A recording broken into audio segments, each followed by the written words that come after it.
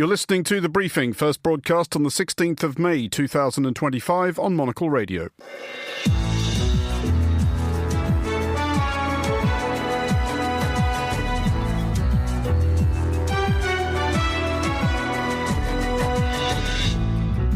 Hello and welcome to The Briefing, coming to you live from Studio 1 here at Midori House in London. I'm Andrew Muller. Coming up on today's programme. They can't have a nuclear weapon, and I think we're getting close to maybe doing a deal. Or are they? Is there a new Iran nuclear deal on the cards, and will it be any different from the last one? Also ahead, South Koreans and Portuguese voters prepare to go to the polls earlier than they might have expected. Yes, it is the third election in as many years, but according to the latest polls, it might not be enough to break this long cycle of short-lived governments. Later in the show, we'll wrap up the latest news from the worlds of business and fashion. That's all coming up right here on The Briefing on Monocle Radio.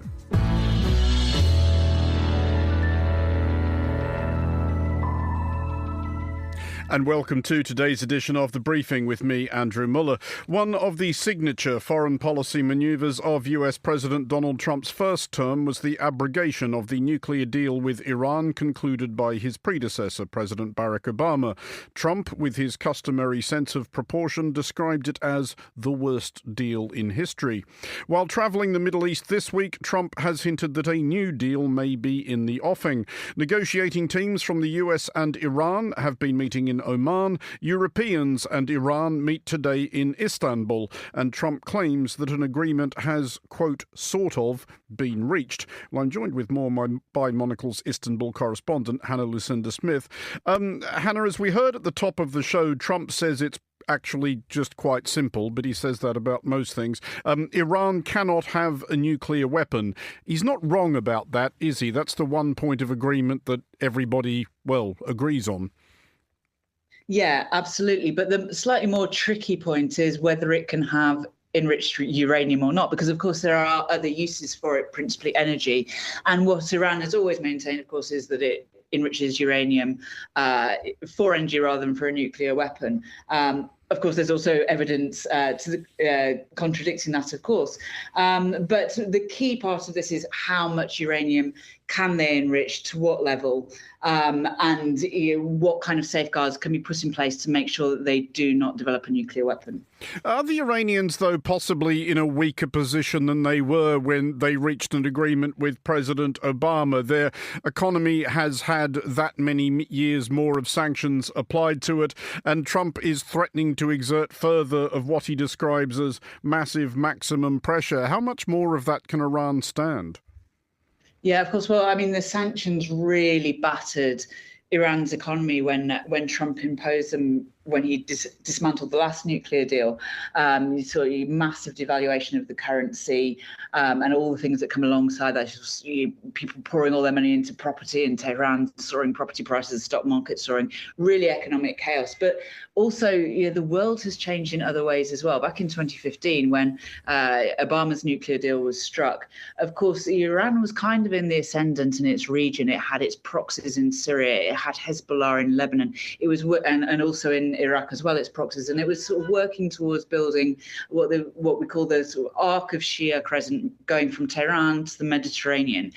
That has completely changed. We had the assassination of Qasem Soleimani, who was the mastermind of that kind of regional strategy. We've had almost the complete obliteration of Hezbollah in Lebanon. Obviously, of course, Israel's attacks on Gaza as well. We've had the fall of Bashar al-Assad, one of Iran's main rivals. It's a very, very different world that we're living in now. I mean, Trump has been vaguely encouraging towards Iran. He has talked of wanting to be a great and successful country, and there is, of course, absolutely no reason why Iran could not or should not be that. But are we clear that Iran's leadership would be terribly comfortable with that idea, or would they be maybe thinking that a broke and bewildered and isolated people are easier to keep within the borders of the Islamic Republic? Yeah, well, of course, this is always the kind of dilemma that these kind of regimes face. Once you start opening up a little bit, then of course people who are very, very oppressed and have been suffering economically, they're not going to just want a little bit of whatever the regime gives them. They're going to want more, of course. And I think, this will be a major consideration for Iran. There are, of course, reformers within the Iran regime. I say reformers, relative reformers. But the question is how you go about reform. Indeed, whether the Iranian people at this point even want reform or whether they just want rid of this regime completely.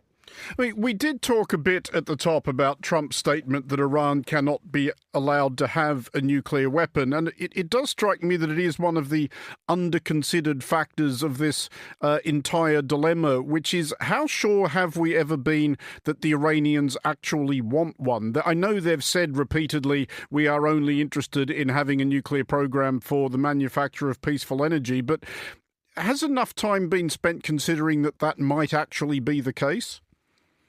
Yeah, well, I mean, the kind of evaluations that have come out from researchers, inspection teams, is that Iran at some point was enriching uranium to a level that is for a weapon. So, and looking at Iran's kind of foreign policy in its region, particularly over the past 10 years, all the things that we discussed about, how it uses its proxies, how it's trying to wield influence, how it tries to kind of, use the diplomacy of threats against its enemies. I don't think it is unreasonable to think that is what they wanted. And just a final thought on this, and this applies just as much to the previous deal as it does to any possible new deal. Isn't a lot of this all kind of theatre in both directions anyway? Because everybody surely understands that the guarantor of last resort here is Israel. If Israel thinks Iran is anywhere near having a nuclear weapon, Israel will do whatever it thinks it has to do, as Israel has done before in Syria and Iraq. Yeah, you're absolutely correct. And of course, also in Israel, we have another very mercurial leader in Benjamin Netanyahu, who has his own domestic considerations. I think a lot depends on the kind of influence that Trump wields over Netanyahu, whether he can kind of, convince him or bring him into line. A lot depends on, how Netanyahu is being perceived at home. And a lot depends on what's going on in Israel's immediate neighborhood, just across its borders, particularly in Syria, but also in Lebanon as well, and whether it feels threatened. So you're absolutely right. You can have these kind of negotiations. Ultimately, the major power, the biggest power in the Middle East is Israel. Israel is, it considers Iran to be its number one enemy. And unless that changes, it is quite difficult to see how, a deal can really be cut. Hannah Lucinda Smith, Monocle's Istanbul correspondent, thank you very much for joining us. You're listening to The Briefing. Here is Tom Webb with the day's other headlines. Thanks, Andrew. At least 50 people have been killed in the most extensive ground assault on northern Gaza since Israel resumed its offensive in early March.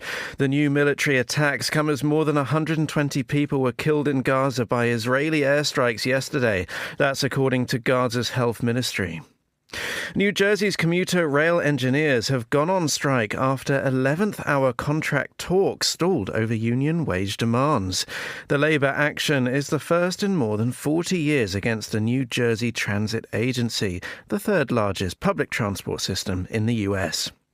And a Japanese research team says it has unlocked the mystery behind the colour patterns of the tri-coloured calico cat, known in Japan as Mike Nico. The scientists, led by Kyushu University professor Hiroyuki Sasaki, found that the distinctive orange colouring was decided by missing portions of a gene on the X chromosome. Those are the day's headlines. Back to you, Andrew. Thank you, Tom. You're listening to The Briefing on Monocle Radio. Now, Portugal votes in a general election on Sunday, as is becoming habitual. This will be the country's third in a bit over 3 years. This one has been occasioned by the decision back in March of Prime Minister Luis Montenegro to defuse a corruption scandal by calling a parliamentary vote of confidence in himself and discovering that he may have overestimated his support. Montenegro has nevertheless led his Social Democratic Party and and the Democratic alliance of which it is part into this election, and polls suggest he might just prove more popular with Portugal's people than with his fellow lawmakers. I'm joined with more on this by Carlota Rebelo, Monocle's senior foreign correspondent, executive producer and Portugal desk chief. Carlota, first of all, the issues overhanging Montenegro that got us here in the first place, have any of them gone away? Not really, Andrew. They still are lingering around. And now, of course, investigation is ongoing about how deep the connections with the family and these business owners go and what other business owners are involved. And over the course of the campaign, of course, that has been a point that a lot of the other parties have touched on and tried to hone in. But if Montenegro gets re-elected, this is still hanging over him. I mean, it is weird at a couple of levels. One, that he's still leader despite losing a parliamentary vote of confidence, which is usually taken as a sign that it's time for you to go. And also that he is contesting an election with this hanging over him. But weirder still, he's leading the polls. Yes, he is leading the polls.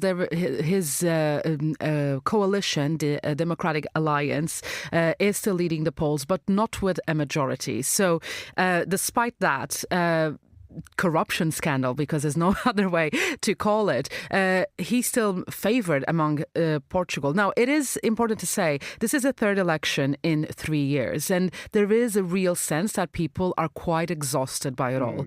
If you ask me, I look at this election cycle and how the campaign shaped up and the debates between the party candidates and party leaders. Not much has changed from when they did the same circus last time around. It is the same promises, the same type of attack ads, and fairly recently too. So it's almost like Montenegro might win by just exhaustion and by boredom of the Portuguese people. I mean, one subplot we should look at is the far-right Chega party, who had a huge bump in the previous election from 12 seats to 50. Do we think that might be their ceiling, or is there anticipation that bored, annoyed, hacked-off voters might continue to drift to them? Well, I think the latter, Andrew, particularly because, Chega really, as most far-right parties, has built a platform on, anti-establishment, anti-corruption, anti-immigration, issues that have just ramped up over the past, since the last election. The immigration factor has been really huge when Portugal is dealing with a housing crisis in terms of the national discourse.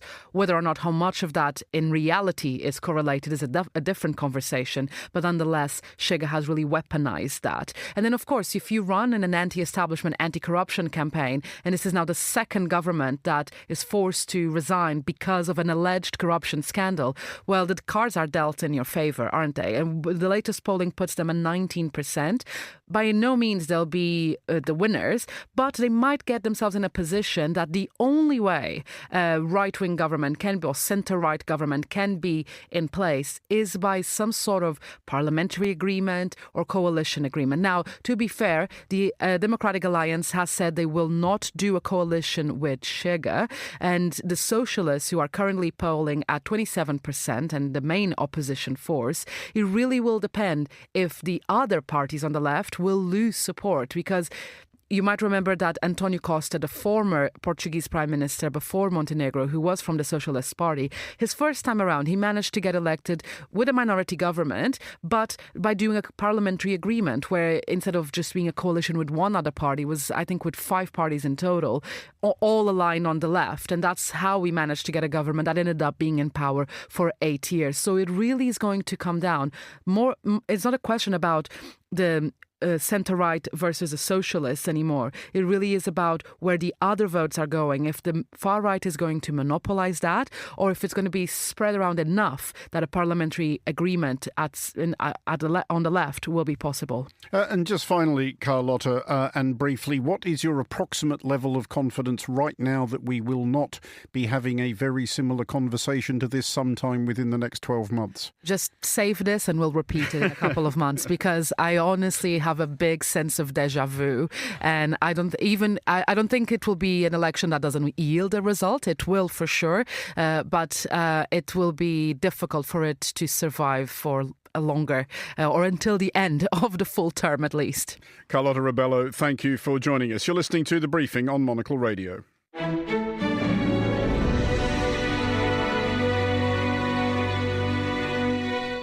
You're back with the briefing with me, Andrew Muller. And if this time last year you had told South Koreans that they would right now be being pestered for their votes by candidates seeking their country's presidency, they would have been surprised. This election wasn't due until 2027.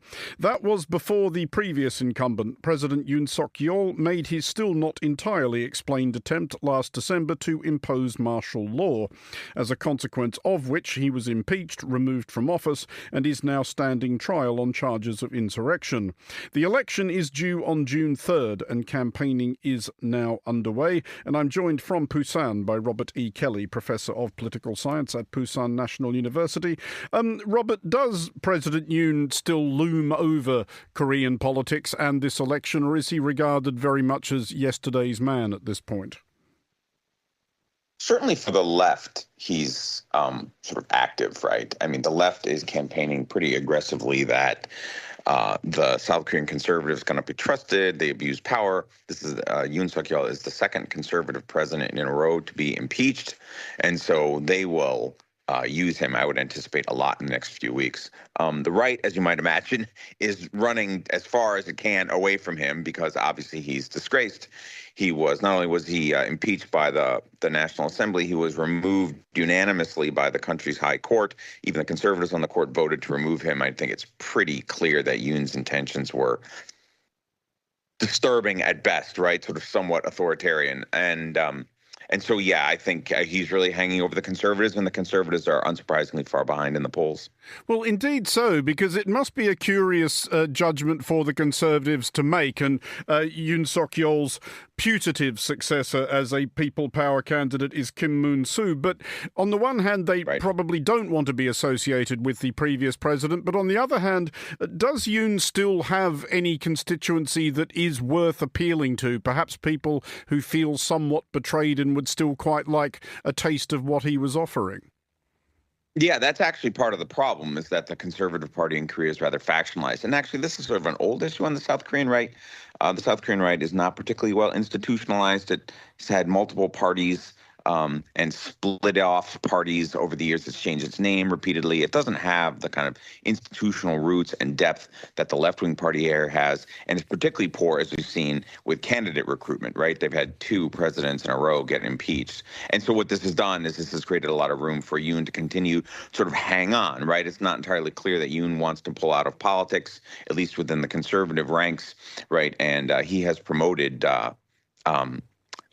his friends inside the party, right? The problem is that he is now so tainted that the party as a whole, if it wants to have a chance, has to run away from him, and they're stuck because, as you said, there's still some diehards out there that think that Yoon was removed through, like, a communist coup or something like that.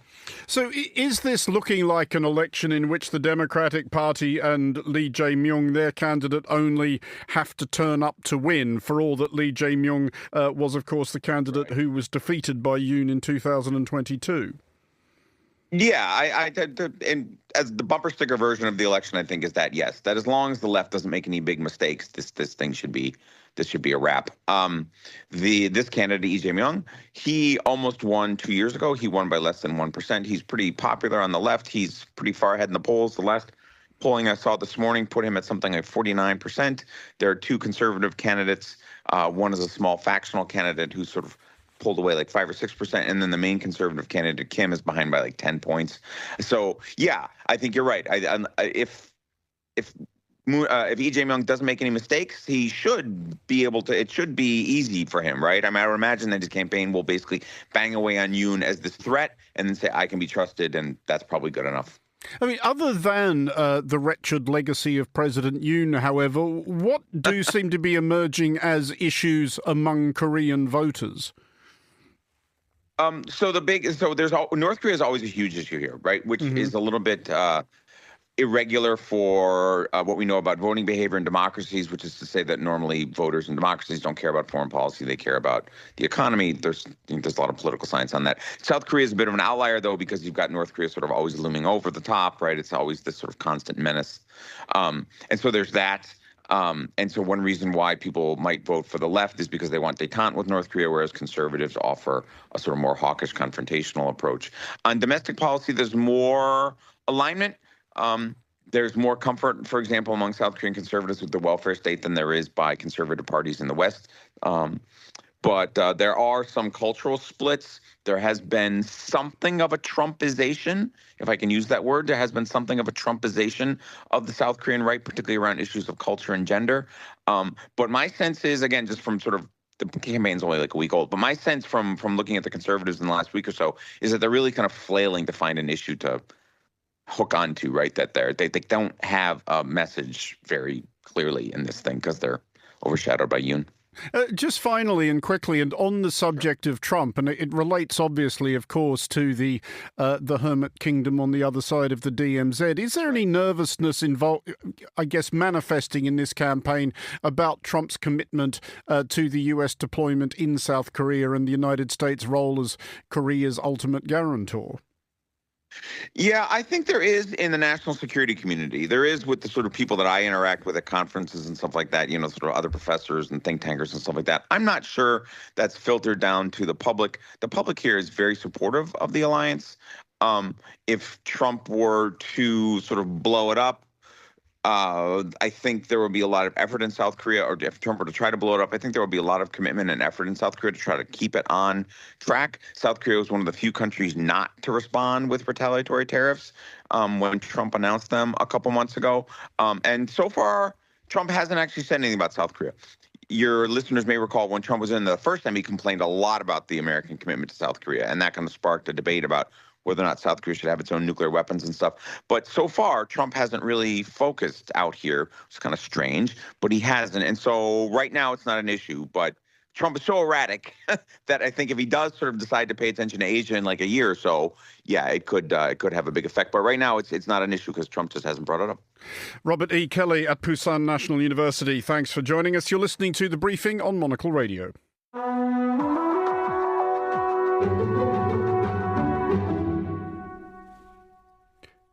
This is The Briefing on Monocle Radio. Time now for a look at the business news. I am joined by Ewan Potts from Bloomberg. Ewan, tax cuts proposed in the US, which are unlikely to do great things for the United States budget deficit. Are they occasioning an amount of nervousness? Hello, Andrew. Yeah, they certainly are. There's a debate going on in the US, and it's not around Donald Trump's trade policy, but his plans for tax cuts, which are currently going through Congress. Now, according to an official estimate, the Republicans' draft plan for these sweeping tax cuts comes with a price tag of $3.8 trillion over the next 10 years. And there are concerns that those estimates understate the effect on the country's yawning budget deficit. The reason being that the Republican bill lists Trump's pledges, remember, to remove taxes on tips and overtime as expiring after 4 years. Now, these kind of little budget tricks are not unheard of. If you, according to a fiscal watchdog, if you assume the tax cuts stay in place for the entire period, well, that would have the effect of increasing the deficit by $5.2 trillion. The White House, for its part, argues that the official scoring of the package fails to capture the hundreds of billions of dollars of future revenue from increased tariffs, and that deregulation and tax cuts will grow the economy faster. The problem, though, of course, is the US is already running a very hefty deficit, and I think we can quite fairly point to the previous administration when it comes to the blame for that. But recently, annual deficits have been clocking in at close to $2 trillion a year. And that is more than 6% of gross domestic product. And that's the kind of level we'd normally only expect during wartime or a major recession. So the US already has a massive deficit, and it looks like it's only going to get bigger. And Ewan, the world has been learning the hard way these last few weeks that any one of President Trump's brainstorms can have global consequences. He has ideas about drug pricing. Yeah, this is a really interesting one. The president signed an executive order earlier this week saying that higher US drug prices mean foreign countries are, quote, freeloading on American-financed innovation. The president says that US citizens must have access to the most favored nation price for pharmaceuticals. What that effectively means is that he wants Americans to be charged the lowest price that any pharmaceutical company charges around the world. His beef is that Americans pay a lot for their drugs, and he's not wrong on that. According to a Harvard study, they pay between 2 and 4 times more than people in comparable nations for brand name pharmaceuticals. Unsurprisingly, pharma stocks fell on the news early this week. But I think the interesting question is what the policy, assuming it's followed through on, means for the rest of the world. If a pharma giant were forced to charge their lowest price in the world's most important drug market, then that would blow a massive hole in their business model. So that is unlikely to happen. What is more likely is that they will raise prices in the lowest cost markets, so for instance in Central and Eastern Europe.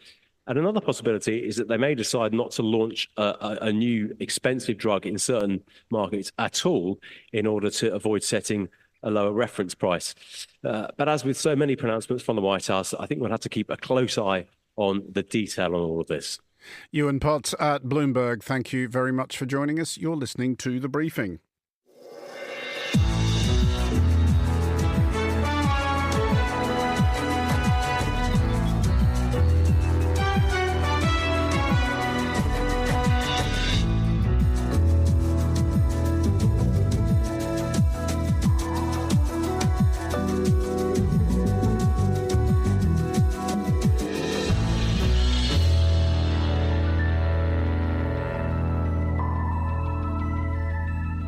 You're listening to The Briefing with me, Andrew Muller. And finally, on today's show, a roundup of fashion news for which we are joined by Monocle's Associate Editor Grace Charlton, who is taking a break from her busy round of swanning about with royalty to be here. Thank you, Grace, for deigning to, no pun intended, grace us with your presence. Which royalty have you been swanning about with? The one and only Her Royal Highness Kate Middleton, who is quite tall. I think everyone knows this, but when you see it in person, you're like, wow, okay, you are very tall. And then breaking news, a hard-hitting topic, and then a Thai princess, Her Royal Highness Princess Sirivanavari. You've worked on that all morning, haven't you? I actually have. We should talk about each of them in isolation. At which event was the Princess of Wales? So it was on Tuesday. The British Fashion Council hold a big prize-giving ceremony. It's a really important deal for the British fashion industry, for all the emerging designers. They give out cash prizes, as well as business mentoring. And Her Royal Highness Kate Middleton, was there to give the Queen Elizabeth II award to a London-based designer called Patrick Medall. I mean, do we glean anything about wider trends from who got the gongs this year? I think they're all quite young, so there's also, there are different categories for the different recipients. One of them is New Gen, and a lot of people receive New Gen. This year it included Pauline Dujancourt and Tolu Coker and Aaron Esch. And the deal is they have to be in operation for less than 3 years. So a very important part of the British fashion industry is supporting up-and-coming talents. Like, it's really the bread and butter of London as a fashion capital. And then there are other prizes which are for brands who are a little bit more established but still need help, which I think is really important because in London, especially in fashion, we tend to be like, who's the next big hot young thing? Like, we don't really follow through in terms of support. So that was nice to see. But in terms of the trends, no, I mean, everyone won. There's so many different people of all different walks of lives, like really quite a fun mix. I mean, just on that phrase you used there, London as a fashion capital, is that status still intact despite everything the last 5 years has hurled at, actually the last 10 years has hurled at London and the fashion business? This is a very, very hot topic. I would like to think it still is a fashion capital. Talk to a Parisian or someone from Milan and they will completely shut you down. So yeah, I would think. We should move along to the other royalty with whom you have been interacting. This is the Thai princess, whose name I will not endeavour to pronounce. What event was that? It was quite cute. An exhibition. Quite cute. There's a quote for their posters.